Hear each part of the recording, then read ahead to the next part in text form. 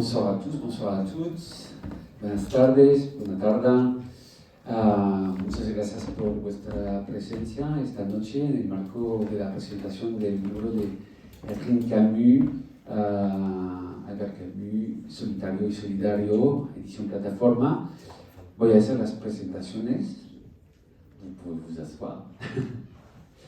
Je vous présente donc Jordi Nadal, directeur de l'éditorial Plataforma, editorial, Elisabeth Camus, que nos presento, y Hélène Ruffat, quien va a acompañarnos, profesora a la Universidad Pompeu Fabra.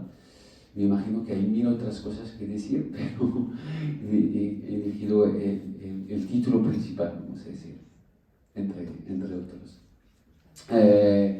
Muchas gracias por vuestra presencia. No voy a hablar más, solamente os dejo las palabras. La idea es presentar el libro y generar una interacción con el público, así que si tenéis preguntas, obviamente tendréis la oportunidad de hacerlas al final de este encuentro. Muchas gracias.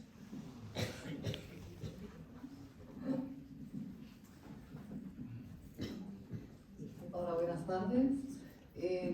La pregunta es la primera, aparte de dar las gracias por estar aquí. ¿Alguien tiene dificultad para entender el francés? ¿No? Bueno, pues mejor, porque así diríamos la conversación a lo mejor va mezclando un poco los idiomas, ¿vale? Y no hace falta entonces que traduzca, ¿no? Esa sería resumiendo la situación, muy bien. A ver, acabamos de conocernos y entonces como el objetivo, lo ha dicho ahora mismo el director Max Vasseur, es presentar el libro, pues claro, tenemos el editor del libro que nos puede hablar, ¿verdad? De por qué nos ha editado este libro. Y también, evidentemente, yo creo que la nieta de Albert Camus, aunque no sea la autora del libro, conoce directamente a la autora del libro. Entonces, a lo mejor, aunque, a ver, ya digo, como acabamos de conocernos, me siento un poco incómoda porque creo que la mayoría de las preguntas que se me ocurren son muy personales. Entonces, libremente, je réponds pas, d'accord, aux questions personnelles, parce que je vois difficilement quelles autres questions poser. Je vais continuer en français, parce que tout le monde le comprend.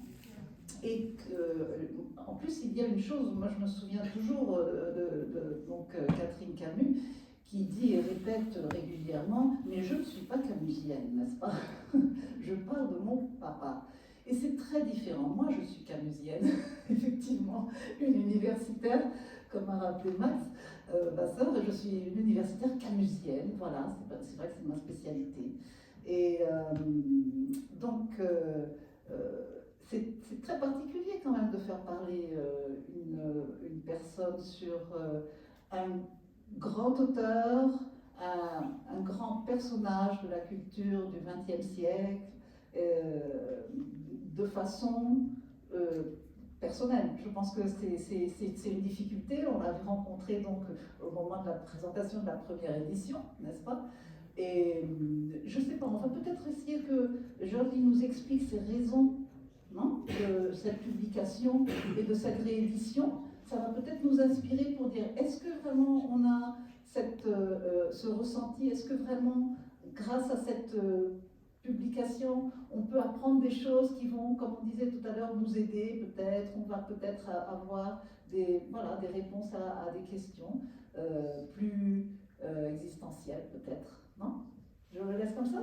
On commence par toi, Jordi. Bonjour, merci d'être ici, monsieur le consul Max. Merci pour ta invitation, Max Vasseur. Camusienne, c'est tout le monde. Mon français, c'est tellement pauvre, mais je vais vous expliquer. Je pense que je vais essayer de parler peut-être en espagnol. Le français, c'est pauvre. Il y a une grande éditrice de chez ma maison d'édition. Je vais vous expliquer en 3 minutes qu'est-ce que signifie Camus à ma vie. Quand Quand j'étais 16, j'ai commencé à faire une toute petite fiche de chaque livre que j'avais lu dans ma vie. Et ici, j'ai une petite note de juin 80.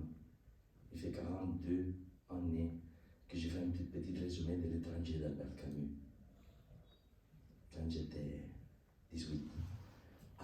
Ma vie, c'est l'édition. J'ai travaillé toute ma vie dans l'édition. Et ces catalogues, c'est le catalogue de 15 années de ma maison d'édition, avec 1000 titres. Et ces titres-là que vous avez ici, le titre de Catherine Camus, c'est le titre numéro 1000 de ma maison d'édition. Et dans la couverture de ce livre, il y a des autres noms comme Camus, mais aussi Mandela ou Einstein, n'est-ce pas?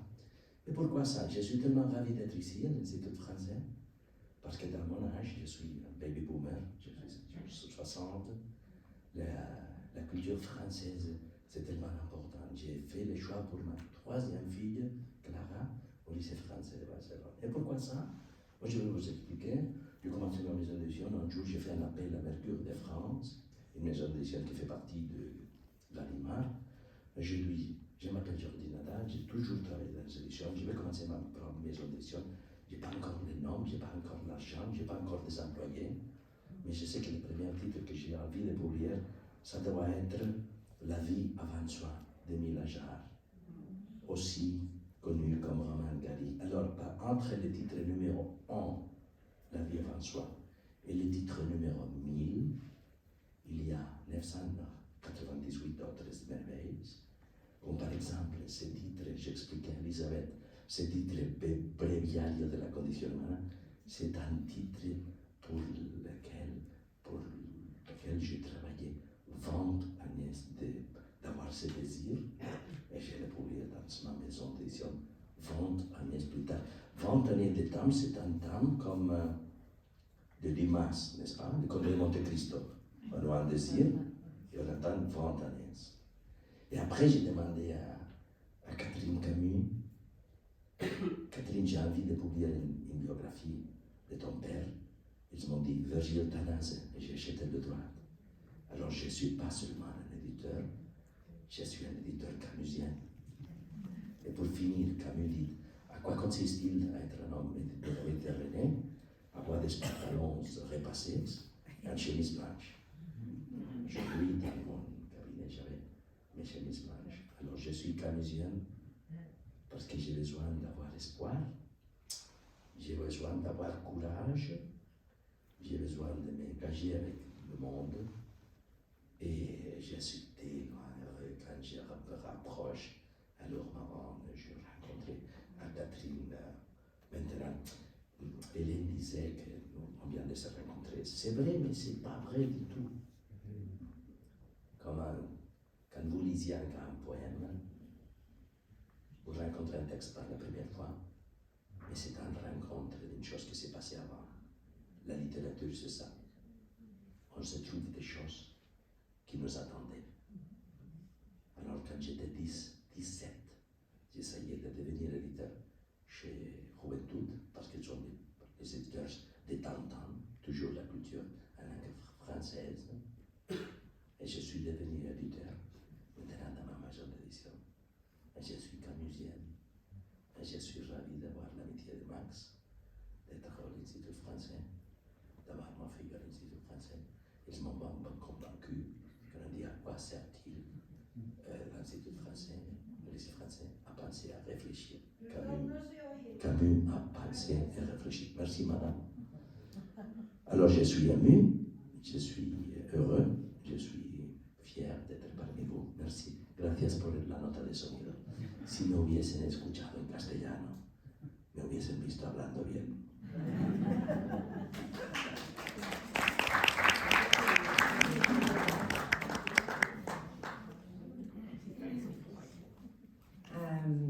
Hola, buenas tardes. Yo solamente voy a decir unas palabras en español porque es un gran placer para mí hablar en español, como para toda mi familia, es mi hermano y también mi madre.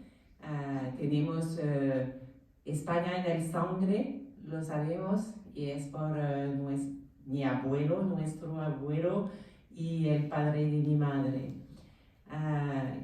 Quisiera agradecer a vosotros todos para estar aquí, para el interés que manifiestan por Camus, por mi abuelo. Todavía está muy, no sé si se dice en español, muy tocante, muy emocionante de ver a vuestro interés. Quisiera agradecer a Max del Instituto Francés para recibirme también en el instituto. Nunca había dormido en un instituto, está muy impresionante. Pero, y ayer en la noche pensaba que era muy pequeña. Gracias al señor cónsul para estar aquí. Gracias a Jordi para aceptar publicar de nuevo este libro que mi madre decidió de hacer. Y gracias a ti también, Hélène, porque necesitamos universitarios que se dicen ser camusianos. La familia no está camusiana, no estamos aquí para explicar una obra y es importante que los universitarios lo hacen. Pues gracias a todos y ya me voy a hablar más en francés porque será más fácil.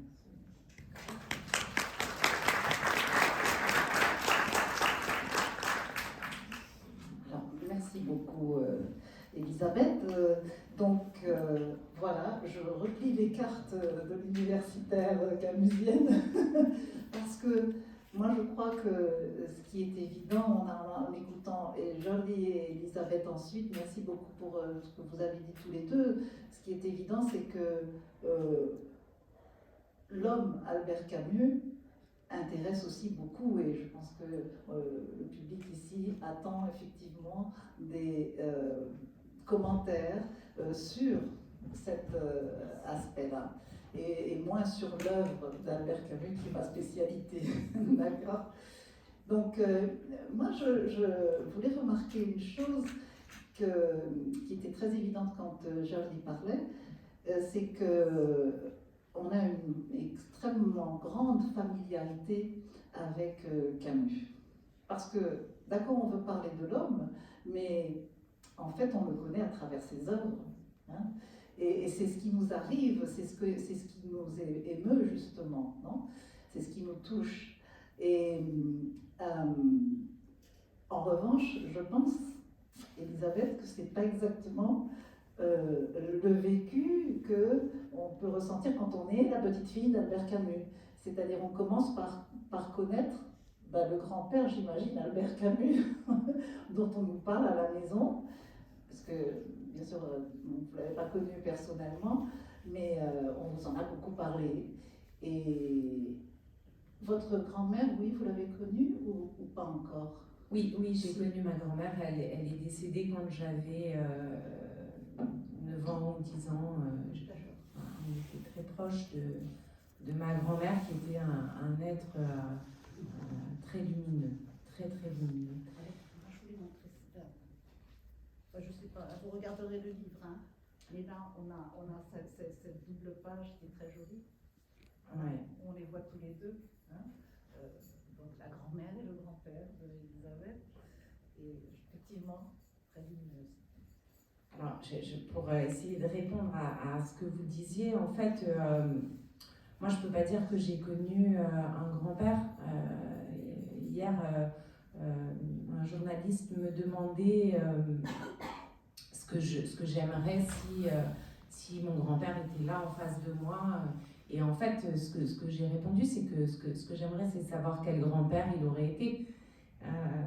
C'est évidemment la chose qui aurait été la plus importante pour moi, c'est de savoir ce qu'aurait été ce grand-père, un peu original par une pensée très forte et à la fois probablement tout à fait commun, parce que quand je nous vois, quand je vois ma mère, quand je vois mon oncle, mon frère, moi, je trouve qu'on est tout à fait commun, on n'a rien de particulier, donc j'aurais aimé connaître cet homme-là.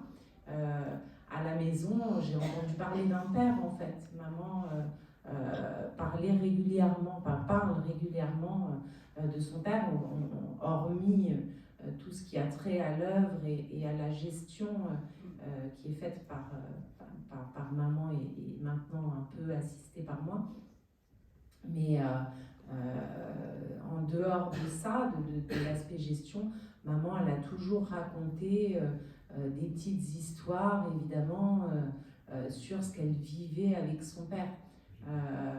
Mais finalement, je trouve que l'intérêt de ce livre, alors, comme la question n'a pas été posée, je vais le dire parce que je pense que c'est important.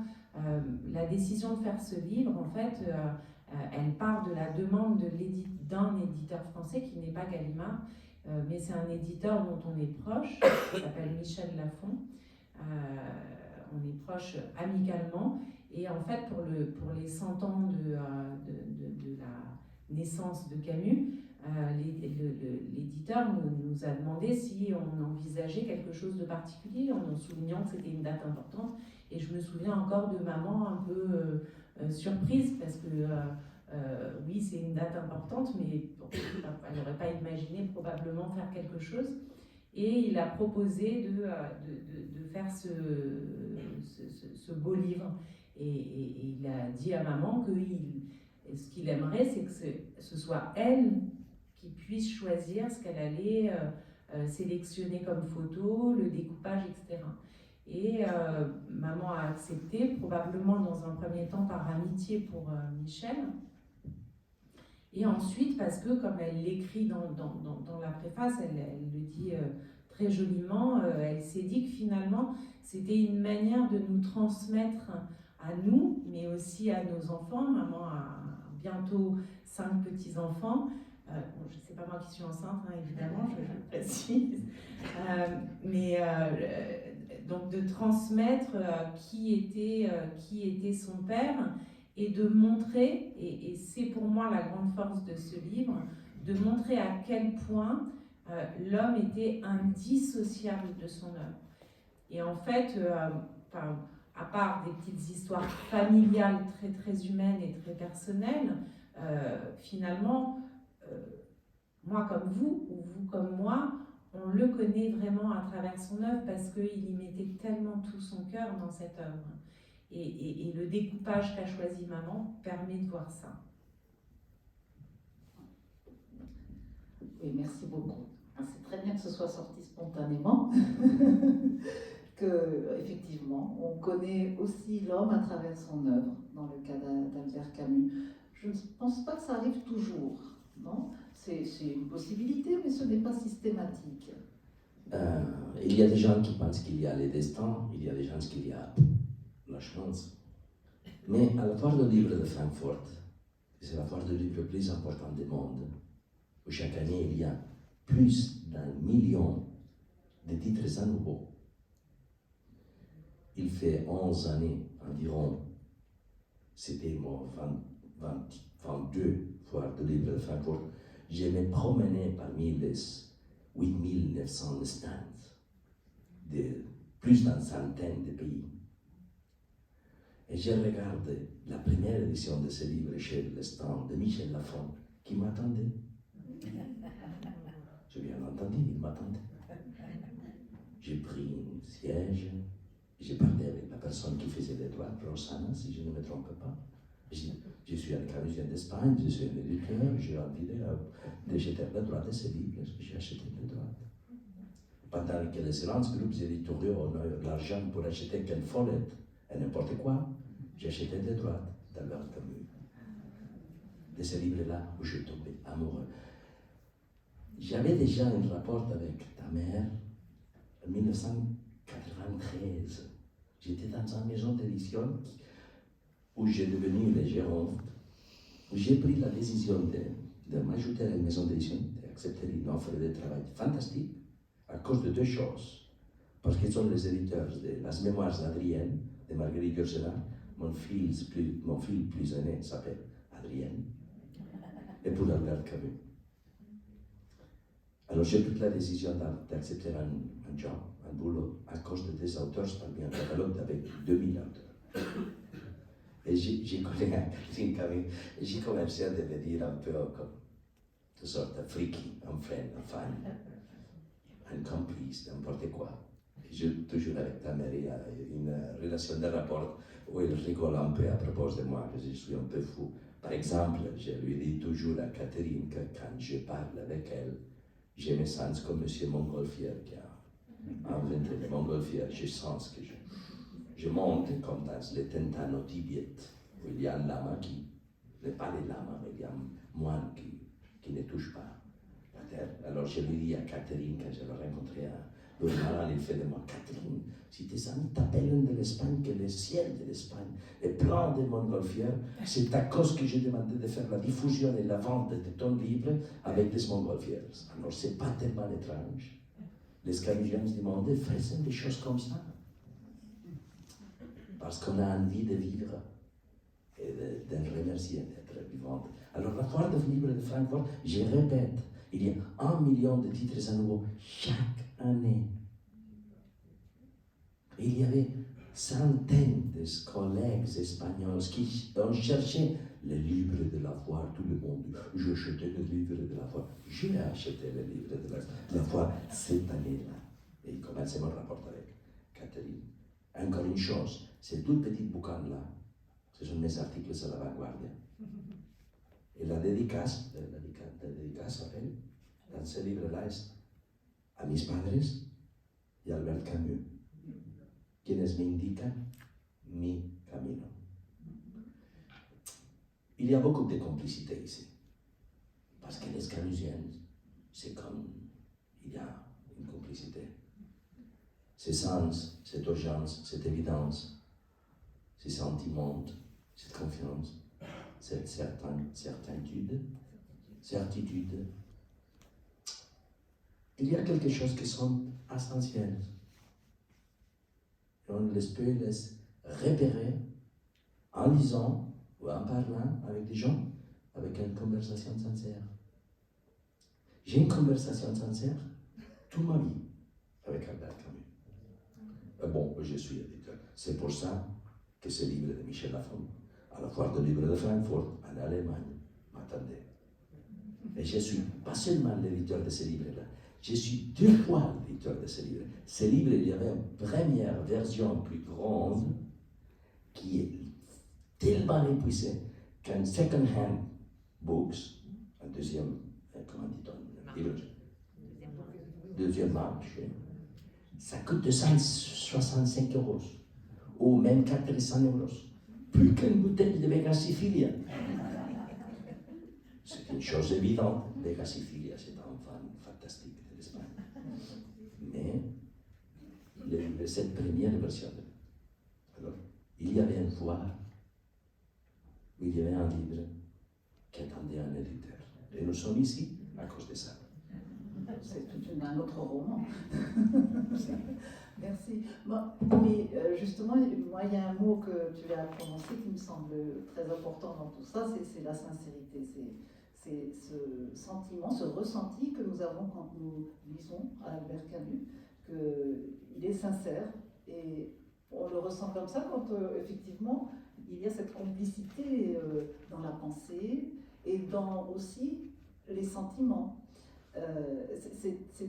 Je pense que tout le monde ici est à peu près d'accord, ayant lu Camus, qu'on a cette sensation de dire il est très sincère. Son écriture est sincère et elle nous arrive de cette manière-là. Je commente un peu, je fais mon travail, d'accord? Alors justement, le titre, je crois qu'il nous présente cette... Enfin, vous le savez sûrement, la majorité d'entre vous, non? Ce solitaire solidaire, c'est justement une expression de cette sincérité du créateur, de l'artiste. Puisqu'Albert Camus, quand même, on le considère comme un artiste. Hein, il avait fait son discours de Suède à la remise du prix Nobel dans ce sens-là. Et donc il y a ce petit texte, c'est un conte, c'est un récit bref.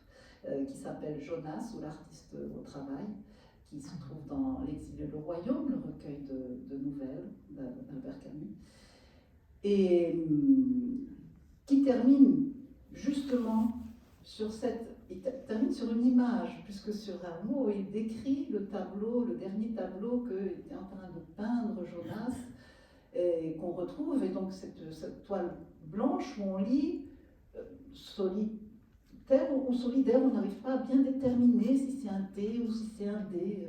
Voilà l'explication qui est donnée donc à la fin de la nouvelle. Et toute la nouvelle nous explique la difficulté qu'a cet artiste justement de trouver un équilibre entre ces deux besoins. Ce sont des nécessités réellement pour lui, pour créer et pour être une personne en même temps. Et il a besoin d'être personne pour créer, et il ressent quelque part aussi qu'il a besoin de créer pour être la personne qu'il est. Non ? Et donc, il a besoin de certaines solitudes pour pouvoir créer tranquillement, hein, mais d'un autre côté, il se sent terriblement solidaire de toutes les personnes qui l'entourent, de son entourage, de sa famille, de ses amis, etc., etc. Et il veut aider tout le monde. Et cette sorte de déchirure entre ces deux tendances opposées, clairement, c'est un excellent résumé aussi de la vie d'Albert Camus. C'est-à-dire que quand il a écrit Jonas au travail, c'était aussi la description de son vécu. Hein, de su vivencia, j'aime beaucoup ce mot espagnol pour dire l'expérience vécue. Donc la vivencia d'Albert Camus, comme personne et comme artiste, hein, les deux choses en même temps. Et donc je trouve que vraiment ça a été une merveilleuse idée de mettre ce titre-là, où nous retrouvons donc les deux facettes de la personne et de l'artiste grâce à ce titre, et en même temps cette difficulté de la personne et de l'artiste pour maintenir cet équilibre. Je ne sais pas si cette vie, finalement c'est difficile, ce besoin d'être toujours sur une sorte de corde, non, tendue, où il faut maintenir cet équilibre, où on a quand même, c'est en même temps des remords et en même temps beaucoup de plaisir. C'est une vie tellement agitée et en même temps qui cherche tellement de calme. Donc c'est pour ça qu'avec une partie du prix Nobel, il achète cette maison à Lourmarin pour être au calme. Est-ce que ça, vous l'avez ressenti dans la famille? Donc vous alliez, j'imagine, passer peut-être des week-ends, des vacances à Lourmarin, non? Et à ce moment-là, on devait sentir un peu plus cette présence, comme l'a ressenti Jordi quand il est allé aussi à Lourmarin, moi-même bien entendu, d'Albert Camus. Ça doit être différent. Une chose, c'est qu'on nous parle de notre grand-père, etc., à la maison à Paris, et une autre, c'est quand on se rend à Lourmarin, ou quand on se rend aussi en Algérie. Alors, dernière chose que je dis à propos du livre, toujours dans la ligne de mon travail, c'est que si vous ne l'avez pas encore feuilleté, vous verrez que, en fait, les documents, surtout des photos, mais il y a aussi d'autres sortes de documents, sont ordonnés principalement de manière chronologique. Et ça, c'est très remarquable parce que ce n'est pas exactement une biographie, mais presque. C'est presque une biographie d'Albert Camus que nous avons grâce à ce livre, une biographie illustrée de façon exceptionnelle. Et donc on voit ces paysages d'Algérie du début du XXe siècle avec certaines photos. Hein. On voit l'activité en ville, donc ces travailleurs pauvres, ces tonneliers, c'est à Alger. Etc. On arrive à se replonger un peu dans cette vie connue et vécue par Albert Camus, n'est-ce pas? Donc voilà, est-ce que ce livre t'a aidé à connaître cette facette, ou tu connaissais déjà? Alors du coup, je la tutoie, excusez-moi, parce qu'on avait déjà dit qu'on se tutoyait.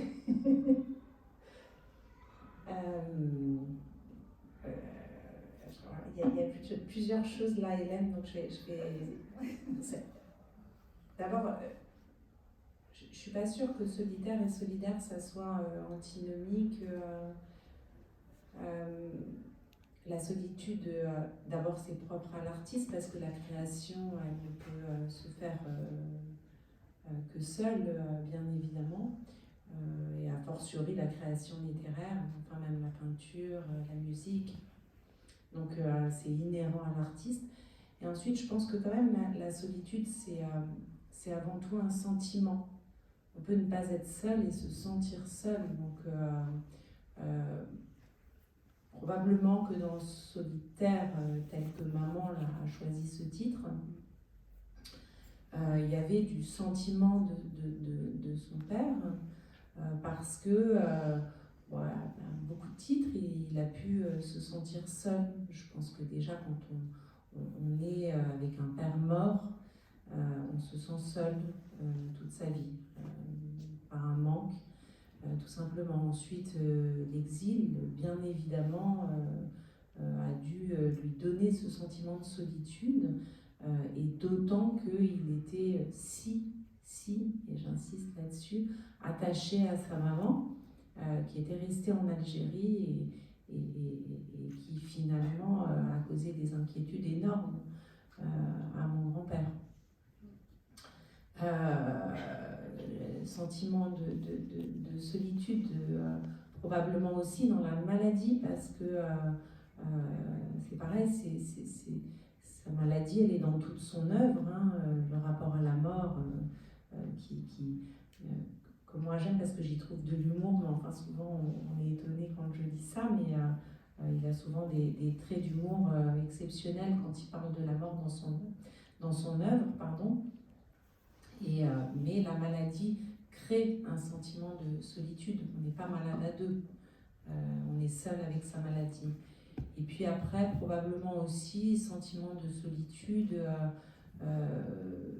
parce qu'il s'est retrouvé dans un milieu littéraire parisien dont il ne faisait pas partie, dans lequel il a été intégré parce que c'était un grand auteur, mais finalement duquel il ne faisait pas partie, et donc il a eu probablement un sentiment de solitude à ce moment-là. Maintenant, je ne trouve pas que ce soit antinomique avec solidaire, parce que la solidarité, il l'a manifestée à tout moment au travers de ses écrits, de ses œuvres, de ses interviews, de ses articles de journaux. Et donc c'est dans la création et dans la solitude qu'il a manifesté sa solidarité. Et je pense qu'après, maman faisait aussi référence à l'esprit d'équipe et donc de solidarité qu'il avait. Alors, je parlerai de deux choses, hein, le football et le théâtre, où c'est des équipes, hein, on n'est pas solitaire du tout, ni dans l'un ni dans l'autre.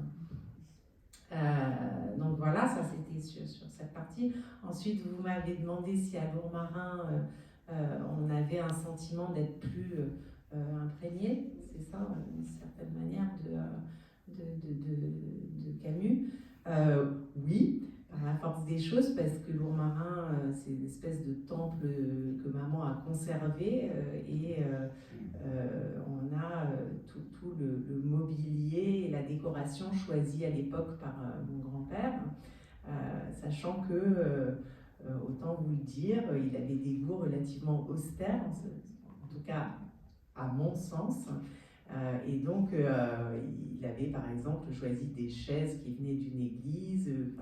C'est une décoration qui est assez austère, qu'on essaye d'égayer un peu par d'autres éléments de décoration. Et donc, oui, on sent sa présence. Et ensuite, à Lourmarin, on sent sa présence aussi, d'abord parce qu'il y est enterré, et ensuite parce que depuis toujours, des gens du monde entier viennent, tapent à la porte, ils nous demandent si on peut visiter cette maison, où est le cimetière. Et donc, c'est quelque chose, nous on vivait à Nice, c'est quelque chose qui n'arrivait évidemment pas à Nice. On ne venait pas taper à notre porte en nous disant est-ce qu'on peut rentrer visiter votre appartement. Donc, c'était un peu surprenant, mais du coup, on sentait beaucoup sa présence. La troisième question, donc, c'était sur l'Algérie. Alors, je ne peux pas dire que le livre m'ait appris l'univers dans lequel il vivait en Algérie, parce que j'avais déjà vu des films documentaires dans lesquels il y a des photographies, mais aussi des éléments audiovisuels sur l'appartement où il vivait en Algérie, son lycée, le quartier, etc. Simplement, je pense que pour moi, cet ouvrage, ce qui m'a donné, c'est cette espèce de fil conducteur que j'avais pas, parce que quand on parle à la maison, que ce soit de la gestion ou de vie privée, d'éléments personnels de mon grand-père, c'est décousu, tout est décousu, on parle pas dans un ordre chronologique, on raconte pas les choses dans un ordre chronologique, donc du coup, chez moi, c'était très décousu, et en fait, ce livre m'a permis une espèce de construction hyper logique. Je ne sais pas si c'est bien ou pas, mais en tout cas, c'est ce que ça a permis. Alors, merci beaucoup. Oui, je pense que c'est vraiment une des utilités, non, de ce livre, de voir cette chronologie comme ça, et qui nous remet dans cette histoire, finalement, d'Albert Camus, dans ses vécus, à travers ses illustrations.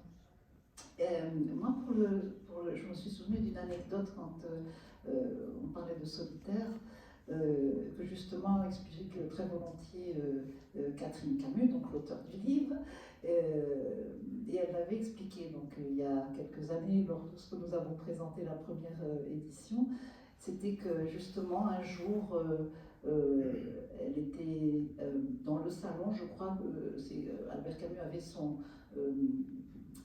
pupitre, c'était un pupitre élevé pour écrire, hein, puisqu'il préférait écrire debout. Et elle était dans le salon aussi, Catherine Camus, donc très jeune, hein, et elle voyait que son papa était préoccupé, et elle lui a demandé, mais papa, ça va pas, qu'est-ce qu'il y a? Et le papa a répondu, je suis seule. Et ça l'avait beaucoup touchée, raconte-t-elle, non? Je suppose que vous l'avez entendu aussi, cette anecdote. Oui, c'est drôle parce que je pense que maman très souvent dit « je suis seule » et sans réaliser que son père disait ça. Et il se trouve que moi aussi, je dis très souvent « je me sens seule ». Donc c'est pour ça que je dis la solitude, c'est un sentiment. Je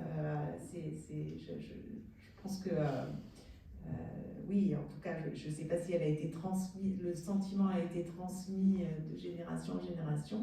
J'aimerais bien que ma fille ne se sente pas seule, en tout cas. Mais oui, maman a raconté cette anecdote. Elle en raconte, je trouve, assez facilement, parce que ça fait revivre d'une manière différente et d'une manière beaucoup plus présente son père. Oui, d'ailleurs, donc, la suite de l'histoire, c'est qu'elle lui a dit « Mais papa, moi je suis là, avec toi », raconte-t-elle. Et le papa, donc Albert Camus, a répondu « Oui, mais je me sens seul ». C'est la première fois, il dit « Je suis seul », et la deuxième, il dit « Je me sens seul ». Hein, et que donc sa fille n'y était pour rien. C'était un très bon papa dans ce sens-là. Le sentiment, donc, c'est vrai qu'il y avait beaucoup de raisons pour que Albert Camus se sente seul, non? Je crois que vous les avez bien résumées. Et pour la solidarité, moi je crois que ce n'est pas qu'une soit, il n'y a pas une antinomie, c'est pas qu'une soit opposée à l'autre, c'est que dans la nouvelle, ce qu'on présente, c'est un artiste peintre qui, évidemment, si tous ses admirateurs sont à la maison et demandent son attention, sa signature, sa conversation, etc., il ne peut pas travailler. Hein, et il ne peut pas aider tous ses amis qui ont toutes sortes de problèmes, etc., s'il veut travailler, s'il veut créer. Et c'est ce conflit que présente la nouvelle, en fait, entre solitaire et solidaire. Présenté comme ça, ils sont opposés. Mais autrement, non, c'est clair. Hein, c'est vrai. Et Albert Camus a démontré sa solidarité en beaucoup d'occasions. C'est pas seulement, bon, bien sûr, cet esprit d'équipe avec ce théâtre de l'équipe qu'il avait créé dans un premier temps d'ailleurs, hein, comme première troupe de théâtre. Mais mais aussi c'est avec toutes sortes de lettres demandant la grâce à des condamnés à mort, etc. Je crois qu'il y a toutes sortes de documents qui ne sont pas là. Alors il reste des documents à connaître, hein. Sachez-le, tous les documents ne sont pas là. Il reste aussi des photos encore à connaître. Je sais que Catherine s'en réserve quelques-unes, hein, plus personnelles, etc. Et donc il y a ces archives. Alors elles sont toujours à Aix-en-Provence ou elles sont... Oui, pour l'instant les archives sont toujours à Aix-en-Provence, enfin en partie. Il y a des archives qui sont conservées dans les coffres et puis il y a des gros, je dirais, monceaux d'archives sont à Aix-en-Provence. D'accord. D'accord, merci. Donc, vous le savez, vous pouvez encore faire un voyage pour en savoir plus. Mais réellement, ici, donc, la question qu'on peut poser, non, c'est, on peut en poser plusieurs. Quelle est l'illustration, quel est le document ou la photo qui vous a plus surpris, par exemple?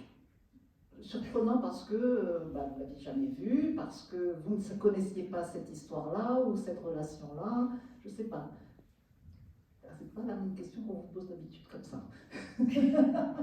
Alors, je vais la montrer. En fait, voilà, beaucoup des photos qui sont dans le livre, je les connaissais, et les situations et la vie de mon grand-père, je pense que je connais à peu près tout, le bien comme le plus délicat. En revanche,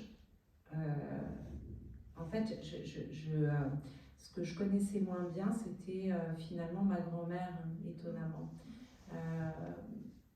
Nous, on a eu une mamie qui était loin, on l'appelait mamie, donc je préfère dire mamie, puisqu'elle était à Paris, on était à Nice, et elle s'occupait beaucoup de nos deux petits cousins. Et du coup, c'est vrai que nous, quand on la voyait, c'était un gros cadeau. C'était pas comme une grand-mère qui est à côté et qu'on va voir et c'est normal. Elle venait nous voir à Nice, ou rarement, on allait à Paris, mais c'était très rare. Et c'était un cadeau parce que c'était une mamie merveilleuse. D'abord, elle était d'une beauté époustouflante jusqu'à la fin de sa vie. Ensuite, elle était d'une douceur, d'une gentillesse. Elle avait une lumière en elle qui était extraordinaire. Et j'ai découvert, en fait, très tard, quand je vous dis très tard, c'était, je pense que j'avais plus de 40 ans, que ma grand-mère était dépressive et qu'elle avait tenté de se suicider. En fait, ma mère a été obligée de nous le dire parce que des réalisateurs ont fait un téléfilm qui était axé sur les amours de Camus. Et dans ce téléfilm, il mettait en scène le suicide de ma grand-mère, la tentative de suicide de ma grand-mère. Et comme je suis avocate, ma mère en fait a souhaité qu'on tente de s'opposer à ce téléfilm et a été obligée de m'expliquer la tentative de suicide de ma grand-mère. Donc ça c'est quelque chose que j'ai connu tard. Et en fait du coup dans ce livre, la photo qui m'a le plus touchée, voilà, c'est gentil, c'est une photo de ma grand-mère, il faut que je la retrouve. C'est une photo de ma grand-mère parce que d'abord la photo est superbe, ma grand-mère est très belle dessus, mais je trouve que dedans je retrouve toute sa douceur, mais je vois aussi une forme de tristesse ou de mélancolie, quelque chose que je ne percevais pas dans ma relation avec elle. Et ça m'a bouleversée quand j'ai vu cette photo. Bon, comme hier, je l'ai montrée à plusieurs reprises aux journalistes, j'arrive à la montrer sans avoir une trop grosse émotion, mais sinon c'est quelque chose qui vraiment, une photo qui m'émeut. Et la deuxième chose, alors c'est très personnel et ça n'a pas un intérêt fou, mais je vais quand même vous le raconter parce que c'est une petite histoire et vous m'avez demandé l'étonnement. En fait, depuis que je suis petite, je suis la seule personne de la famille qui est frisée. Dans ma famille, les femmes ont les cheveux raides, et donc famille paternelle et maternelle. Et du coup, depuis que je suis petite, je demande à ma mère, mais pourquoi moi j'ai les cheveux frisés, ils sont pas droits? Bon, maintenant ça m'a passé parce que ça me dérange plus de les avoir frisés, mais petite, ça me dérangeait. Et ma mère m'a toujours dit, ah ben, je sais pas, ah ben, je sais pas. Et en fait, sur cette photographie, j'ai découvert que ma mamie avait les cheveux frisés. Moi, elle avait les cheveux courts quand je l'ai connue. Donc, j'ai découvert que je ne sortais pas de nulle part. Et voilà, donc à cette occasion, j'ai demandé à ma mère, mais maman, pourquoi tu m'as jamais dit qu'en fait c'était parce que mamie était frisée?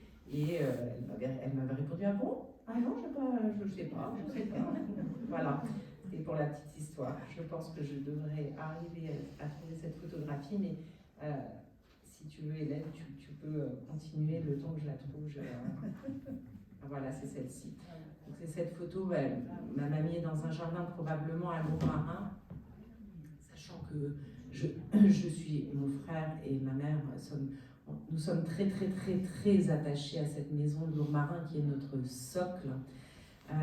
Et elle est seule à table et elle regarde de côté comme ça, et il y a quelque chose de tellement joli dans cette photographie. Et, voilà, moi je comprends que mon grand-père l'aimait follement. Ah oui, merci. Hein. Je pense que voilà, tout le monde l'a vu. Hein. Et alors, est-ce que c'est en même temps la photo que vous préférez dans le livre, peut-être? Oh bah oui, hein. Probablement. Mais j'aime bien les photos de ma mère petite aussi, avec son regard de femme révoltée. Mais alors là, par contre, je ne me souviens pas, mais je me demande si votre maman, c'est pas aussi cette photo qu'elle aime beaucoup dans ce livre. Je crois, hein, parce que j'ai souvenir qu'elle avait signalé cette photo-là aussi en particulier. C'est possible, on se ressemble pas mal avec maman. Alors voilà. Voilà. Écoutez, moi je suis vraiment très contente de vous entendre parler comme ça de ce grand-père que vous avez connu quand même de manière plus proche que nous qui sommes là, parce que même en lisant les textes avec le plus de ressenti possible, je pense que forcément ça ne peut pas être pareil. Et ça, c'est encore autre chose, non, que j'ai entendu dire à Catherine Camus, donc qui disait ça. Moi, je ne suis pas camusienne, moi je parle de papa, c'est pas pareil. Ou bien vous êtes en train de parler de mon papa là. C'est très très drôle quand elle intervient dans les colloques et elle dit cette remarque pour dire voyons voir, faites quand même attention, je suis là et vous parlez de mon papa. C'est très intéressant. C'est marrant parce que je pense que moi, par la force des choses, j'ai beaucoup plus de distance que maman. Et maman, quand elle parle de son père, déjà, elle prend une voix de petite fille, alors que c'est une femme extrêmement forte. Mais souvent, je pense qu'on ne se rend pas compte du fait que c'est son père. Ça arrive souvent que des gens viennent la voir à l'issue soit à Lourmarin d'ailleurs, soit à l'issue d'une conférence ou quelque chose, d'une manifestation quelconque, et fondent en larmes en lui disant mais vous ne pouvez pas imaginer ce que ça m'a fait sa mort. Et c'est vrai que maman, elle réagit, elle est géniale parce qu'à chaque fois elle réagit en prenant les gens dans ses bras, en disant mais je comprends. Et alors que moi je m'imagine, si j'avais perdu mon père, je pense que ça me ferait un petit peu bizarre que quelqu'un me dise tu peux pas imaginer à quel point ça a été dur de le perdre. Parce que pour moi, le plus dur, ça sera pour moi. Oui, sûrement, tout à fait. Bon, ce que j'en connais aussi, non, Catherine Camus, elle a aussi beaucoup de sens de solidarité, et elle est très empathique finalement avec les personnes, tout à fait. C'est pas évident de comprendre cet impact qu'a eu Albert Camus et l'œuvre d'Albert Camus, en tout cas, et ici en Espagne en particulier, hein, parmi les libertaires espagnols, les réfugiés espagnols en France, et donc qu'Albert Camus a toujours soutenu et qui ont toujours été reconnaissants en ce sens-là. Il y a plusieurs documents, ils n'apparaissent pas là, hein, mais enfin il existe plusieurs documents qui le prouvent. Et Et c'est vrai que ce côté de sang espagnol, donc il disait aussi avoir, se retrouve quelque part dans ces histoires ou dans ces anecdotes-là. Moi, je me demandais aussi si ça m'a surpris de vous entendre dire que aussi votre maman parlait espagnol, donc on vous a bien entendu parler espagnol, mais Albert Camus parlait très peu espagnol en fait, ce qu'on en sait. Ce qu'on en sait, effectivement. Est-ce qu'on en sait un peu plus? C'est ma question. Est-ce qu'on en sait un peu plus? Parce que j'ai entendu un enregistrement où il parle en espagnol à la Sorbonne, lors d'un hommage justement qu'on lui rendait, etc. Mais c'est un texte, il lit le texte, il s'excuse, il le prononce très bien. Il s'excuse de rien du tout parce qu'il le prononce vraiment très bien. Mais c'est clair qu'il lit un texte qu'on a traduit pour lui. D'ailleurs, on cherche le traducteur, les Camusiens.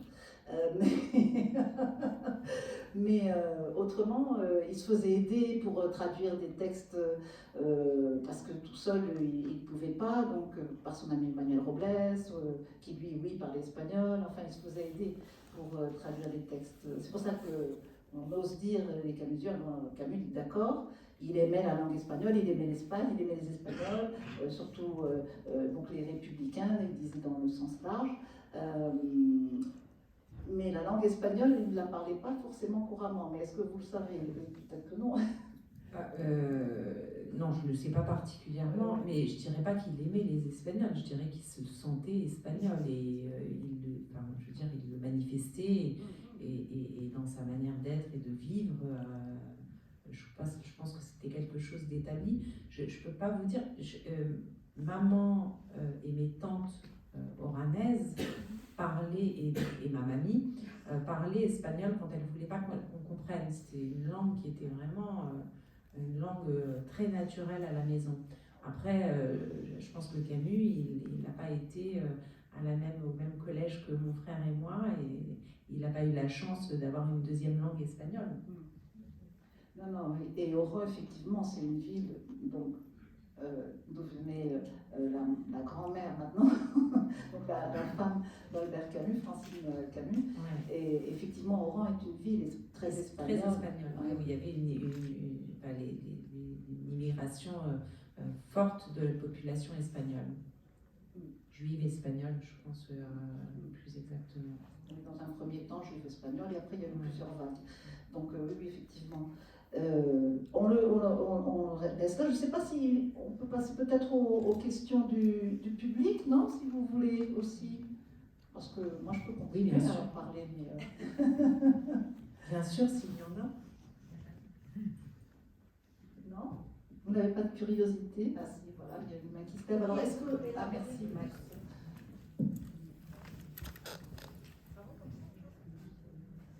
Pourriez-vous élaborer plus sur précisément Solidario? Vous vous adressez à moi ou à l'universitaire qui est Hélène et qui a des compétences beaucoup plus importantes sur le fait qu'il soit solidaire. Alors, je vais dire que très rapidement pour moi, parce que je ne vais pas élaborer là-dessus, mais pour moi, il est solidaire de tous les gens qui souffrent et que il l'a manifesté dans des articles de journaux, des prises de position pas toujours faciles, et il le manifeste aussi dans ses œuvres, dans ce qu'il écrit. Voilà, c'est tout ce que je peux dire moi, mais en revanche, sur développer le concept, je pense qu'Hélène... Je ne veux pas beaucoup développer non plus, hein. Mais je vais donner un bon exemple, et je crois que c'est très peu connu, et si mes informations sont incorrectes, il faut le dire, mais ce que j'en ai su au moment donc, de la remise du prix Nobel, du prix monétaire, je veux dire, d'accord, c'est qu'une partie, je l'ai dit tout à l'heure, une partie de ce prix a servi à acheter la maison de Lourmarin, mais une autre partie, assez importante, justement, est allée à la Croix-Rouge espagnole qui était en France. Donc ça, je l'ai su parce que voilà, la famille qui était dans cette Croix-Rouge espagnole, et c'est pour ça que je le sais assez directement.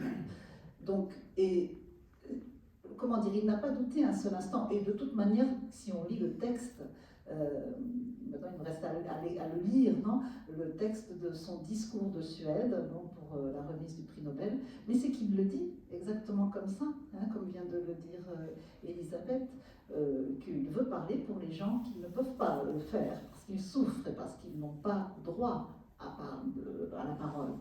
Donc c'est vraiment pour lui la fonction principale, on va dire, de l'artiste. Parler au nom de ces personnes qui ne peuvent pas. C'est vraiment la solidarité dans cette parole d'artiste, ce que l'on voit à travers ce discours de Suède, justement. On le voit très bien. Et bon, donc l'anecdote que je vous ai dit en plus, qui nous touche d'un peu plus près, puisque c'était pour ces exilés espagnols qui versaient une partie assez importante. Je ne sais pas exactement le chiffre, hein, mais la quantité. Mais bon, c'est une partie importante quand même du prix. Et il y a cette phrase de Camus, je cite, « Je suis un homme sans justice et que cette infirmité tourmente. Voilà tout. » Alors, pour lui, la solidarité, c'était tous les ouvrages de Camus. Il y a ces sens de solidarité. Oui, en fait, je pense que il n'écrivait pas pour se faire plaisir. Il écrivait et pas pour publier des livres et en vivre. Il écrivait pour faire avancer les choses.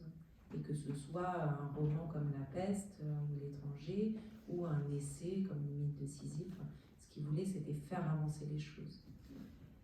Dans le recueil de L'exil et le royaume, que si vous ne connaissez pas, précipitez-vous pour le connaître, il y a une autre nouvelle qui a pour titre Les Muets, justement. Hein. Et voilà, c'est exactement ce qu'on est en train d'expliquer. Hein. Il donne la voix et la parole à ces personnes qui sont des travailleurs, tout simplement. C'est pas qu'ils soient muets, seulement ils n'ont pas le droit à la parole dans leur quotidien. Donc voilà, à travers cette nouvelle, il explique leur vie de misère, entre guillemets, si vous voulez, non ? C'est une survie aussi quelque part, plus qu'une vie, telle qu'on le voit, mais d'un autre côté, on voit qu'ils peuvent arriver, c'est le sujet, on va dire, de toutes les nouvelles de l'exil et le royaume, avec ce double titre. Ça, chez Camus, c'est assez typique, donc voilà, c'est une structure dichotomique, moi ce que j'en dis, qui ne veut pas dire que ce soit antinomique, c'est seulement qu'on a besoin des deux pôles pour que justement une énergie se crée, non ?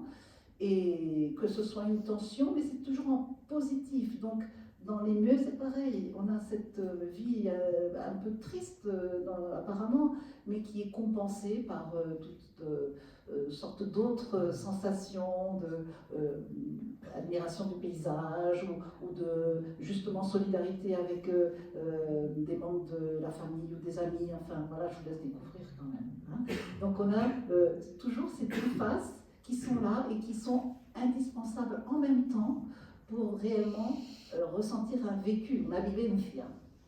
On a besoin des deux, ça c'est vrai. Juste une question ici. Oui. Bonsoir à tous les trois, merci à tous les trois.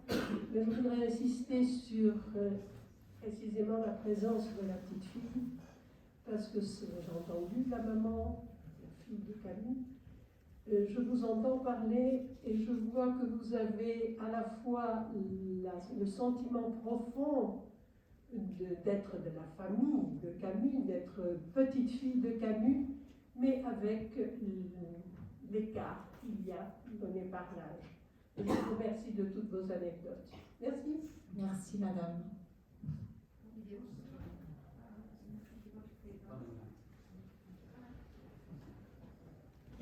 Merci pour votre présence et pour apporter des nouvelles, enfin des choses peut-être qu'on ne connaît pas à propos de Camus. Enfin, j'ai lu que sa maman, je crois, qu'elle était de Menorca, la maman de Camus. Oui, en fait, c'est sa grand-mère qui est née à Menorca, à Ciutadella. Et alors, est-ce que on a pu apprendre si sa grand-mère a parlé le menorquin, s'il avait entendu parler notre langue, que ce soit le castellano. Je pense que c'est évident, oui. Parce que vraiment, à l'époque, je suppose qu'elle parlait la langue propre de l'île. Oui, ça me paraît évident. Il Mhm. me paraît évident qu'elle parlait et que probablement la mère de Camus était muette, mais le comprenait en tout cas très certainement. Donc, Mhm. Mais elle n'a jamais écrit à propos de ça. non. Non. Mhm. Je vous remercie. Oui, voilà, il faut lire Le Premier Homme. Oui, mais je ne sais pas s'il parle du fait que sa grand-mère parlait à la maison. Je pense qu'à la maison, elle parlait le français. Oui, le patois, il dit une espèce de langue hybride. Ce qui est écrit, c'est ça, c'est que la grand-mère parlait le patois, c'est-à-dire ce minorquin qu'elle gardait en Algérie, il faut bien comprendre ça, avec la famille minorquine qui venait à la maison. Mais autrement, non. Et ça n'arrivait pas tous les jours, ça non plus. C'est vraiment, il faut lire Le Premier Homme pour bien comprendre ça. Hein. Elle le parle donc exclusivement ces moments-là où la famille minorquine se réunit. Et clairement, les deux frères, Albert et son frère, ne suivent pas tellement la conversation, quoi. Ce sont des observateurs de ces réunions familiales qui se passent en minorquin. D'accord ? Et pour moi, ce qui est très révélateur, qu'il ne comprenait pas vraiment ce minorquin que parlait sa grand-mère occasionnellement, c'est quand il explique que parfois, quand il faisait chaud, déjà en été, etc., et qu'après déjeuner, ils allaient faire une sieste. Et la grand-mère, et il a écrit que sa grand-mère disait à Benidorm, comme si c'était Benidorm la ville, d'accord? Alors qu'il est bien évident, pour un Catalan ou pour un Minorquin, c'était à Benidorm, non? Et évidemment. Mais lui, il entend à Benidorm, et il écrit ça tout ensemble. Donc pour moi, c'est très évident. Donc il comprenait bien qu'il fallait aller dormir, puisque c'était le moment, mais il ne savait pas du tout ce qu'était en train de dire sa grand-mère. En gros, c'est ça.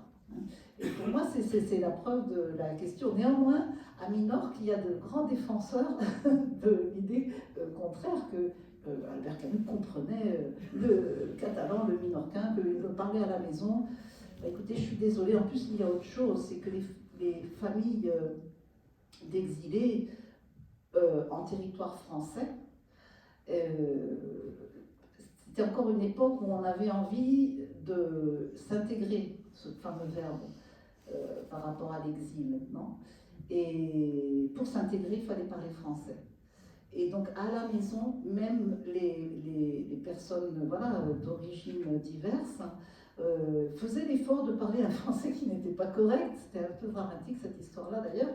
Mais enfin bref, faisaient l'effort de parler un français pour que les enfants justement puissent s'intégrer plus facilement. D'accord ? Et ça, c'est une réalité aussi à connaître, pour comprendre que à la maison, chez Albert Camus, à Alger, on ne parlait pas forcément minorquin. C'était vraiment exceptionnel. Je pense qu'on ne parlait pas beaucoup. En plus.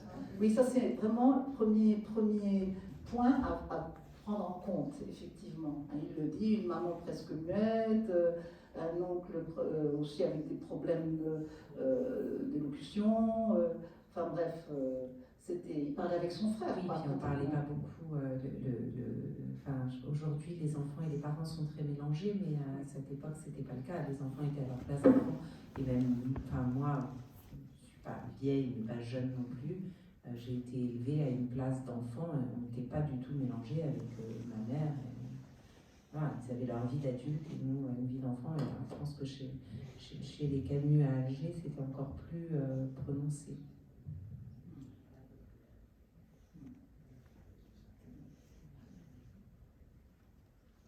Merci beaucoup.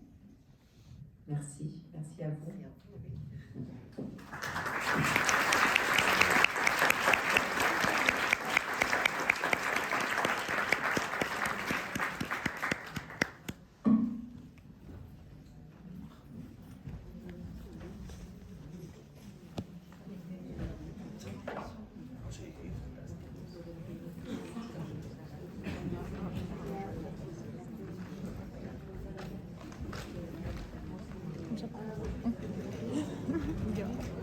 questo po' è pesante, sì,